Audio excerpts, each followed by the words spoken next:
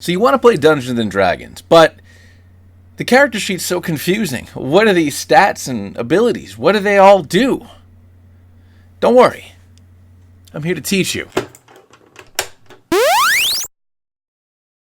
When I started Critical Failure and we all started playing D&D, for the most part, none of us had ever played before. So it was my responsibility to learn how to play the game and then also teach people how to play the game while I was learning how to play the game. And if you're like me, a lot of you guys out there want to get into tabletop gaming, wanted to get into D&D or something like it, and you don't know where to begin, you don't know what all these abilities mean. Even if you're someone who's played video games in the past, I found that when I was playing with people, knowing how the stats work, what stats are good for what classes, and what you should set them at was very confusing for people. So I want to take this video to go over some of the nuances for your ability scores as well as the skills that those ability scores affect. So first things first, what are your ability scores? What does that even mean? So in Dungeons & Dragons, all of your characters have the following abilities. You have strength, dexterity, constitution, intelligence, wisdom, and charisma. When you first make your character, there's a couple different ways to choose those stats, and I'll go into those in a different video. What you do need to know is as you level up, your stats can improve. Each stat has a natural cap at 20. As the stat increases, your modifiers, or how effective you are at using those stats, increases. So at its base, let's just say that all stats start at 10. It's not necessarily the case, but let's say they start at 10. So you have a 10 in strength. That means for any time that you need to roll for strength, you don't get to add anything to it. 10 is a 0 modifier.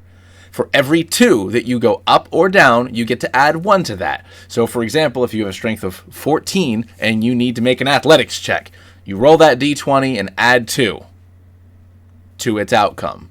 And that's what your ability score modifiers are. So naturally, the highest you can get is a 20 or plus 5. So if you roll a 15 plus 5, you have a 20. That's different than a natural 20, but we'll get into that in a different video. We're going to keep things nice and simple here. Now with equipment, you can either have higher stats, lower stats, whatever. So you can go above 20, and depending on how you decide to attribute your stats when you're creating your character, you will likely have one stat below 10, probably an 8. So let's say your strength is at an 8, and you roll a 15, well you have a -1. So you only rolled a 14. But enough about that. Let's go ahead and let's talk about each of the different ability scores and what they affect. So strength is your physical strength. How much can you carry? How far or how high can you jump? How powerful are your swings with your sword? Were you able to get through their armor? The only skill the strength affects is athletics. So were you able to scale that wall, jump over that trap, knock down that door? Strength is important for if you're going to be a fighting class, like a fighter or a barbarian. Strength can usually be replaced by one of the other abilities with most of the other classes, but if you are playing a game where you can only carry so much, strength's important if you want to be able to carry more than a backpack and a couple of sticks with you. Dexterity. Dexterity is your agility. I don't know why I did that move. And finesse. Were you able to dodge that attack? Pick that lock. Sneak past those guards. Dexterity is one of the most useful abilities in the game, and it probably should never be your lowest. Unless you're a fighter in full plate armor that doesn't care about dodging because no one's ever going to hit you anyways. Dexterity affects your initiative rolls. So at the beginning of every fight, you go ahead and you roll for your initiative. And then if you have a dexterity modifier, you would add or subtract that to your roll, and that helps to determine your turn order at the start of every fight. Dexterity also affects your armor rating. So dexterity helps you dodge. So as long as you're not wearing big, heavy armor, in some cases you can add some of your dexterity modifier, or all of it, depending, to your overall armor score, making you harder to hit. Dexterity also affects how powerful some finesse weapons are. So daggers, bows, short swords, things like that. It's not necessarily about power, it's about precision. Dexterity affects acrobatics, sleight of hand, and stealth. So parkour, were you able to steal that thing?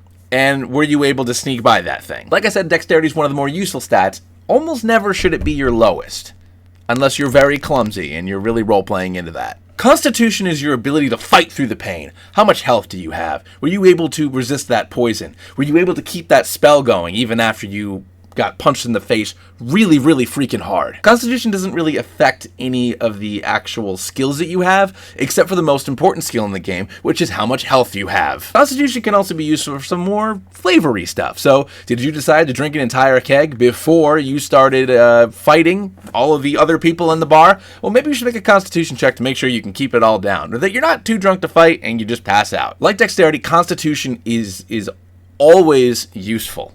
Even if you're a spellcaster hanging out in the back, if you get hit, you're gonna go down.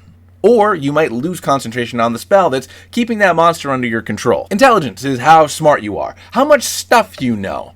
It's not necessarily knowing how to use that information, but it's all about how much stuff do you have in that brain, that big old brain of yours. The intelligence skills include Arcana, History, Investigation, Nature, and Religion. Arcana is knowing whether or not something is magical, or being able to kind of sense a magical aura off of a person, place, or an object. History is knowing whether that person, place, or thing is significant. Investigation is being able to pick out all the little intricacies and being able to read the room when you really get down and that knife was put here.